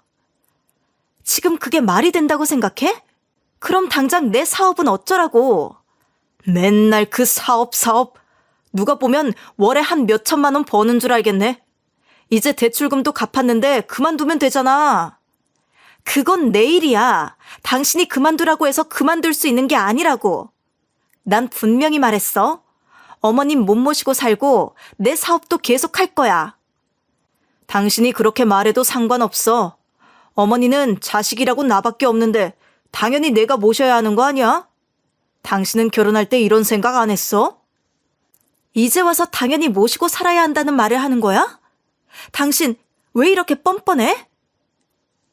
남편의 말을 듣고 머리가 어지럽더라고요. 이 모든 게 계획된 것 같다고 느꼈던 8년 전 남편과 시어머니는 어쩌면 그때부터 합가를 준비했을지도 모르겠다는 생각이 들더군요. 그런 생각을 하니 배신감에 치가 떨렸죠. 남편에게 미친 듯이 화가 났지만 저도 물러날 생각이 없었어요. 남편의 태도를 보니 절대 저 둘이 원하는 대로 해주면 안 되겠다는 생각이 들었죠. 그런데 그런 결심이 무색하게 다음날 시어머니가 짐가방을 들고 집으로 들어왔어요. 저는 경악할 수밖에 없었죠. 이런 식으로 막무가내로 행동할 줄은 몰랐거든요. 적어도 저에게 남편이 다시 의견을 물어볼 줄 알았어요. 제가 확실하게 싫다는 표현을 했었으니까요. 하지만 남편은 이번에도 저의 의견을 완전히 무시하고 멋대로 시어머니를 집에 들였죠. 시어머니는 짐가방을 풀자마자 저를 비웃듯 바라보시더니 익숙하다는 듯 집안을 돌아다니시다 제 작업실 문을 소리나게 열고 들어가시더군요. 저는 서둘러 시어머니 앞을 막아섰죠. 시어머니의 표정에서 승리의 미소가 보이더라고요. 그 모습을 보니 열이 확 올랐죠. 어머님, 이 집 제 집이라고 할 수 있어요. 이렇게 나오시면 곤란해요. 어서 돌아가세요. 너는 아직도 정신을 못 차렸니? 이제 나도 여기서 살아. 저는 어머님 모시고 살겠다고 한 적 없어요. 시끄럽고 빨리 이 방 좀 치워봐라. 아니 내가 이 방 쓰겠다고 며칠 전부터 말해뒀는데 아직도 물건이 그대로 있네. 응? 시어머니는 제 물건들을 멋대로 던지기 시작했어요. 저는 얼른 시어머니를 붙잡았죠. 그런데 시어머니는 막무가내로 제가 만든 제품들과 제품들을 포장하는 상자들을 바닥으로 던졌죠. 선반 위에 잘 진열되어 있던 것들이 힘없이 바닥으로 떨어지는 것을 지켜보는데 심장이 내려앉는 기분이었죠. 이 와중에 남편은 밖에서 그 모습을 낄낄거리며 바라보고 있더라고요. 참담했던 것 같아요. 지금껏 이런 사람들을 가족이라고 생각하며 살았다니 허탈했죠. 시어머니는 그 와중에도 제 물건을 멋대로 던지고 있었어요. 보다 못한 저는 남편에게 소리쳤어요. 당신, 보고만 있지 말고 어머님 좀 말려봐. 어머님, 그만하세요. 이 물건들 저한테 정말 소중한 것들이라고요. 네가 엄마를 그렇게 대하니까 이런 상황이 생기는 거잖아. 우리 엄마 말릴 생각하지 마. 어차피 같이 살려면 꼭 거쳐야 할 과정이니까. 지금 그게 할 소리야? 당신 정말 이럴 거야? 지금 당장 방 치워라. 이제부터 이 방은 내 방이니까. 짐 치우니까 방이 환하고 깨끗하네. 이 모자는 이 아파트를 샀을 때부터 이런 생각을 하고 있었던 것처럼 자연스럽게 행동하더군요. 시어머니는 자기 방이라는 듯 가방에서 짐을 꺼냈어요. 눈물이 핑 돌 정도로 억울하더군요. 대출금을 갚기 위해 노력했던 지난 시간이 주마등처럼 스쳐 지나가는 듯했죠. 하지만 이렇게 시어머니와 남편에게 집을 내줄 수 없었어요. 시어머니가 집에 들어와서 산다면 앞날이 눈앞에 펼쳐지는 듯 했거든요. 뭐하고 있어? 이 짐들 다 치우지 않고? 내가 몇 번을 말해서 알아들을 거야? 그래, 얼른 치워라. 해 다 지겠어. 오늘 어머니 여기서 주무셔야 할 거 아니야. 나는 절대 인정 못해. 그렇게 알아. 어머님, 이렇게 하셔도 소용없어요. 저는 어머님 절대 못 모시고 살아요. 네가 그런다고 뭐가 달라질 것 같냐? 그렇게 우겨도 소용없다.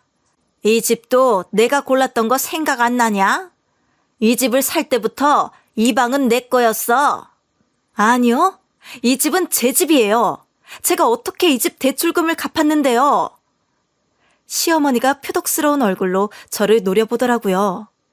남편도 독하다며 고개를 저었죠. 어이가 없더라고요. 지금 그런 표정과 말을 할 사람은 누가 봐도 저인데 말이죠. 그렇게 남편과 시어머니와 대치하고 있는데 초인종 소리가 울렸어요. 인터폰을 확인하니 동생이 문 앞에 와 있더군요. 동생을 보니 울컥했어요. 이 말도 안 되는 상황을 동생에게 보여주는 게 미안했거든요. 동생은 제가 만든 제품을 옮기려 집에 온 것 같았어요. 저는 서둘러 문을 열어주었죠. 동생은 저를 보자마자 놀란 듯 눈을 크게 뜨더군요. 그리고 이내 문이 열린 작업실을 보고 놀란 것 같았어요.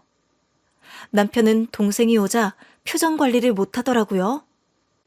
시어머니도 예상치 못한 동생의 등장에 당황한 것 같았지만 역시 뻔뻔한 인간답게 태연하게 행동하더군요. 동생은 엉망이 된 작업실을 확인하고 이 상황에 대해서 설명해달라는 듯 저를 바라보더라고요. 제가 입을 열려던 찰나 시어머니 목소리를 높였죠. 사돈 총각, 이제 우리 집에 안 와줬으면 좋겠는데 며느리도 사업 정리할 거니까 그렇게 하라. 무슨 말씀이세요? 누나는 그렇게 말한 적이 없는데? 그래서 내가 말하잖아. 볼일 봤으면 그만 나가주세요. 가족끼리 기니 할 이야기가 있어서. 시어머니는 얼굴색 하나 변하지 않고 태연하게 말하더군요.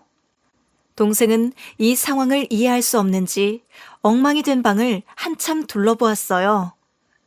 동생에게 이런 꼴을 보이니 정말 속이 상하더라고요. 누구보다 저를 많이 도와줬던 사람이잖아요. 제가 잘 살길 바라는 마음에 이 집을 살 때 큰 돈도 보태줬던 건데 지금 이런 모습을 보여주고 있으니 속이 상했죠. 동생은 차분하게 저에게 묻더군요. 누나, 이게 무슨 상황이야? 누나 사업 그만둘 거야? 아니, 지금 상황이 좀 복잡하게 됐어. 사업은 계속 할 거야. 처남, 이제 우리 어머니 모시고 살기로 했으니까 처남도 우리 집 그만 와. 사업도 접을 거니까 그렇게 알고. 그게 무슨 소리예요? 방금 누나가 사업 계속한다고 말했잖아요. 안 한다니까. 작업실 치우는 거 안 보여? 이 방 우리 어머니 방으로 할 거니까 그렇게 알아. 동생도 이 어이없는 상황에 당황한 모양이더라고요. 동생은 어이없다는 듯 시어머니와 남편을 바라보았죠. 시어머니는 당당하게 가방에서 꺼낸 옷을 정리하고 있더군요. 점점 상황이 현실감 있게 느껴지더라고요. 이대로는 가면 정말 집을 빼앗길 수 있겠다 싶었죠. 제가 계속 말씀드렸잖아요. 어머님, 이만 나가주세요. 저는 어머님 모시고 살 생각도 없고 제 사업도 그만둘 생각 없다니까요. 그렇게 말했는데 당신 끝까지 이럴 거야? 지금 이게 다 무슨 상황이야? 그러니까 매형이 누나 허락도 없이 이 모든 일을 꾸몄다는 거예요? 동생은 상황 파악이 끝난 듯 남편에게 따져 묻기 시작했어요. 남편은 신경질적인 얼굴로 동생을 바라보았죠. 동생도 지지 않고 남편에게 되물었어요. 남편은 화를 참는 듯 주먹을 꽉 쥐더군요. 어이가 없어서 웃음밖에 안 나왔어요. 이 상황에서 자기가 화를 낼 수 있다고 생각하는 게 기가 찼죠. 남편의 이런 행동에 저와 똑같이 분노한 동생이 다시 따져 물었어요. 이게 뭐 하는 짓이에요? 누나가 어떻게 얻은 집인데 당신들이 함부로 집을 망치는 게 말이 된다고 생각해요? 처남, 우리 집 일에 빠져. 처남이 뭔데 큰 소리를 내? 네 형, 착각하지 마세요. 이 집 누나가 다 한 거예요. 그럼 감사하다고 해도 모자랄 판에 누나한테 이런 짓을 해요? 이게 사람입니까? 아니 이게 보자 하니까 너 지금 나 무시하냐? 어? 너 돈 좀 번다고 나 무시하는 거지? 남편은 동생에게 바락바락 소리를 치며 따지기 시작했어요. 남편의 이런 모습을 보니 등골이 오싹해지더라고요. 남편이 평소에 동생과 저에게 가지고 있던 자격지심이 그대로 보이는 것 같았죠. 남편은 금방이라도 폭발할 사람처럼 보였어요. 사돈 어른도 이러시는 거 아니죠? 매형이 이런 짓을 해도 사돈 어른이 말리셔야 하는 거 아닙니까? 네가 뭔데 우리 집 일에 끼어들어? 당장 안 나가? 순식간에 벌어진 일이었어요. 남편은 동생의 멱살을 잡고 소리쳤죠. 동생은 그런 남편을 빤히 바라보았고 남편은 동생이 겁을 먹지 않자 더 화가 난 듯 때릴 듯이 주먹을 들더군요. 저는 그 모습에 너무 충격받았어요. 남편이 이렇게 폭력적인 태도를 보일 줄은 몰랐거든요. 전 더 이상 남편과 살 수 없을 것 같았죠. 저는 서둘러 남편의 팔을 잡았어요. 이거 안 나? 당신 지금 제정신이야? 이게 뭐 하는 짓이야? 네가 뭔데 내 동생을 때리려고 해? 너 이리 와봐. 너 오늘 내가 버릇을 제대로 고쳐줄 거야. 네가 뭔데 남의 집 귀한 자식 버릇을 고쳐준대. 네가 뭔데? 이거 안 나? 이게 매형 무서운지도 모르고 나이도 내가 더 많은데 어디서 버릇없게? 누나, 매형 잡지 마. 나도 안 무서워. 저런 인간 목소리만 크지. 뭐? 오늘 내가 너 가만 안 둔다? 질질 짤 생각하지 마라, 어? 남편은 동생 말대로 소리만 빽빽 질렀어요. 그 모습을 보니 한심하더라고요. 동생은 여전히 동요하지 않고 남편 앞에 있었죠. 저는 그런 남편에게 이혼을 통보했어요. 더 이상은 이런 인간이랑 한 집에 살고 싶지 않았거든요. 갑작스러운 저의 통보에 가장 놀란 건 동생이었어요. 동생은 놀란 눈으로 절 바라보았죠. 남편은 그 와중에도 상황 파악을 못하고 그게 무슨 소리냐며 저에게 되묻더라고요. 저는 남편을 강하게 밀치며 소리쳤어요. 너 같은 인간이랑 더는 못 살겠다고. 너랑은 이혼이야. 알겠어? 뭐? 지금 이혼을 하겠다고? 고작 이런 일 때문에? 고작? 네가 한 짓이 고작이라고 생각해? 너 지금 큰 실수했어. 네가 나한테 이딴 짓을 하고도 이 집에 살 수 있을 거라 생각했니? 웃기지 마. 이 집 내 집이고 너한테 절대 안 뺏길 테니까 그렇게 알아. 지금 이게 무슨 상황이야? 어머니 모시고 살자는 게 이혼까지 갈 일이야? 그건 당연한 일이라고. 그건 네 생각이지. 어머님 모시고 살고 싶으면 너 혼자 살아. 내가 왜 그 고생을 해야 하니?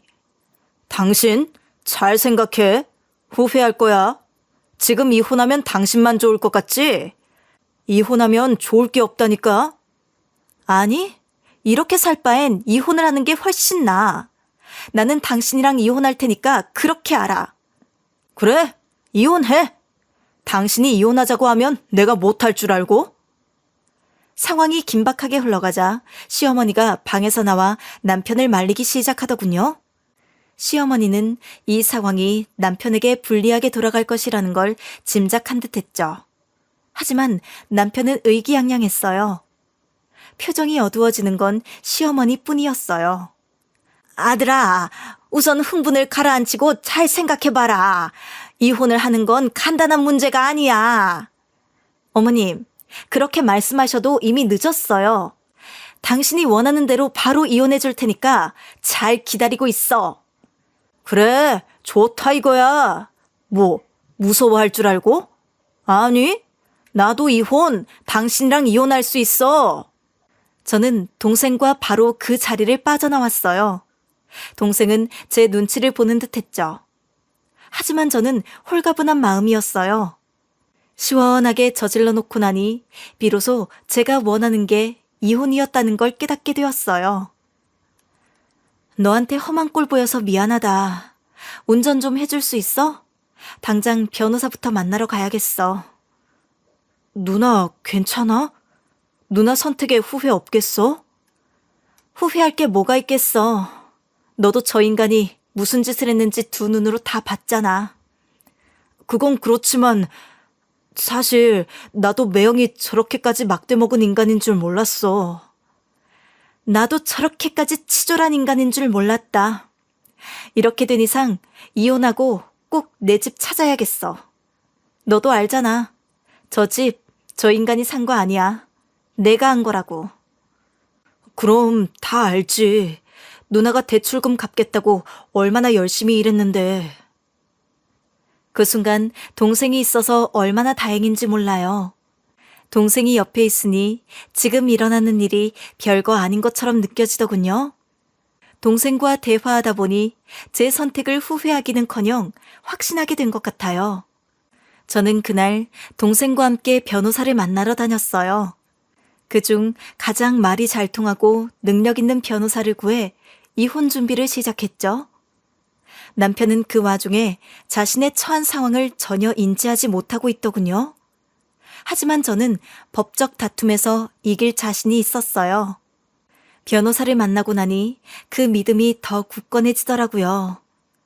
어차피 8년 내내 대출금을 갚은 건 저였으니 무서울 게 없었죠. 전 그저 남편의 행동과 말에 코웃음을 칠 뿐이었어요. 그렇게 법적 다툼이 시작됐어요. 남편은 시종일관 뻔뻔한 자세로 나왔죠. 남편의 그런 모습을 보니 웃기더라고요.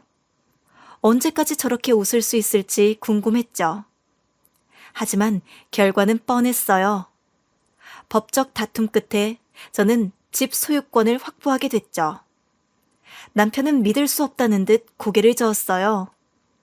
말도 안 돼. 어떻게 이럴 수가 있어? 왜 당신이 그 집을 다 가져가는 거야? 왜긴, 이 집을 내가 샀으니까 그렇지. 네가 대출금 한번 제대로 낸 적이 있어? 그리고 이 집 살 때 내 동생이 돈 지원해줬던 거 생각 안 나? 8년 동안 그새 그걸 까먹었구나. 멍청하긴. 그럼 난 어떡해? 이제 어떻게 사는 건데? 그걸 왜 나한테 물어봐? 네 인생은 네가 알아서 살아야지.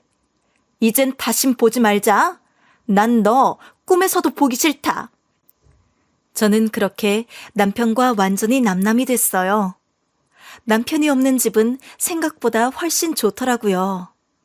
오로지 제 취향으로 꾸민 집을 보는데 이렇게 뿌듯할 수 없었죠. 작업실도 다시 정비를 하고 새 마음으로 제 브랜드에 집중하기로 했어요. 저는 고민 끝에 퇴사를 결심하고 집중적으로 제 브랜드를 키우는 시간을 갖기로 마음먹었죠. 언제나 그랬듯 동생이 든든한 조력자가 되어주었어요. 누나 퇴사하고 사업에 집중하니까 매출이 확 뛰었는데? 택배가 부쩍 많아진 것 같아. 그치? 나 요즘 안 먹어도 배가 부르다. 이게 다 네가 도와준 덕분이야. 고마워. 고맙긴 누나가 잘한 거지. 내가 누나 이쪽으로 재능 있다고 했잖아. 재능이 있다고 해도 네가 도와주지 않았으면 절대 이렇게 자리 잡지 못했을 거야. 그렇게 말해주니까 뿌듯한데. 그럼 저녁은 누나가 사줘. 아휴, 당연하지. 너 뭐 먹고 싶은데? 언제는 내가 밥 안 사준 것처럼 말한다. 날 나쁜 사람으로 만들지 마. 부려먹기만 하는 누나가 아니라고. 알았어, 알았어. 장난이지. 누나, 주말에 부모님 병원 때문에 잠깐 서울 올라오신다는데 시간 괜찮아? 당연하지. 주말 복잡하니까 평일에 모시고 와. 우리 집에 계시면 되잖아. 알았어. 그렇게 말씀드릴게. 오랜만에 부모님 모시고 좋은 곳에서 밥 한번 먹자. 오롯이 저의 집이 있으니 이런 게 좋더라고요. 누구의 눈치를 보지 않고 제가 가장 아끼는 가족들을 집에 초대할 수 있다는 거요. 이제 남동생도 편하게 제 집을 들락거리고 있어요. 동생이 자주 와서 일을 도와주다 보니 몸이 편해서 좋더라고요. 사업은 제 생각보다 더 빠르게 성장했어요.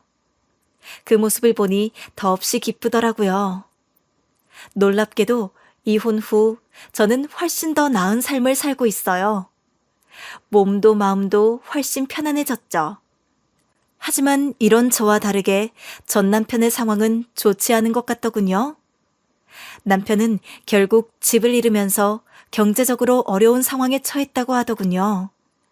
이혼 후 시어머니가 남편과 본인을 용서해달라며 전화를 자주 하셨거든요. 제 의견을 확실하게 말씀드리고 번호를 차단했는데도 시어머니는 전화번호를 계속 바꿔서 계속 저한테 전화하셨어요. 윤정아, 아직도 화가 많이 났니? 내가 돌이켜보니까 너한테 미안한 게 아주 많아. 다시는 합가하자는 말 안 할 테니까 우리 아들 한 번만 용서해주면 안 되겠니? 어머님, 옛날에 이렇게 하셨던 적 있죠? 제가 남편이랑 이혼할까봐 대출금 다 갚을 때까지 저 챙겨주는 척 하셨잖아요. 예, 그건 내가 진짜 잘못했다. 내 욕심이 지나쳤어. 저 이제 더 이상 어머님한테 안 속아요. 한 번은 속아도 두 번은 못 속죠? 내가 다시는 안 그런다니까. 내가 잘못했어, 윤정아. 응? 저는 분명히 남편이랑 끝났다고 말씀드렸어요. 이제 이런 전화하지 마세요. 어머, 윤정아 전화 끊으려고? 잠깐만 시간을 줘라. 응? 자꾸 번호 바꿔서 전화하지 마세요. 어머님, 저 이제 모르는 전화 안 받을 거예요. 저는 그렇게 시어머니를 끊어냈죠. 남편은 자존심이 강한 사람이라 그런지 끝까지 전화나 연락은 하지 않더라고요. 하지만 아니나 다를까 힘들다며 결국 저에게 메시지를 보내더군요. 저는 답장도 하지 않고 메시지를 삭제했어요. 더 이상 시댁과 엮이고 싶지 않았거든요. 막상 이혼을 하고 보니 달라지는 게 아무것도 없었죠. 제 상황에선 고민할 필요가 없었던 거예요. 저는 요즘 아주 만족스러운 삶을 보내고 있어요. 40대 초반 그렇게 꿈꾸던 집을 가지게 되었고 내가 하고 싶었던 일을 마음껏 하며 살고 있죠. 물론 사업이라는 게 쉽지 않아요. 여전히 불안한 순간들이 있더군요. 누나, 이 상품이 반응이 좋은 것 같은데 이 상품을 주력으로 키워보는 건 어떨까? 디자인이 더 다양하면 좋을 것 같은데? 이 다이어리가 이렇게 반응이 좋을 줄 몰랐네. 네 말대로 다른 디자인도 구상해봐야겠다. 그럼 디자인 더 뽑아보고 나도 한번 보여줘. 알았어. 이렇게 된 김에 다른 상품도 좀 만들어볼까? 내가 구상해둔 게 있거든. 한번 봐줘. 물론 불안한 순간들이 있지만 그럴 때마다 저는 가족의 도움을 받고 있어요. 언제나 제 힘이 돼주는 동생이 있죠. 동생 때문에 여기까지 올 수 있었던 것 같아요. 동생이 아니었다면 직장을 다니면서 이 사업을 계속 유지할 수 없었을 것 같아요. 항상 고마워하며 두고두고 은혜를 갚을 생각입니다. 그럼 사연 들어주신 분들 모두 감사드리고 행복하시길 바랄게요.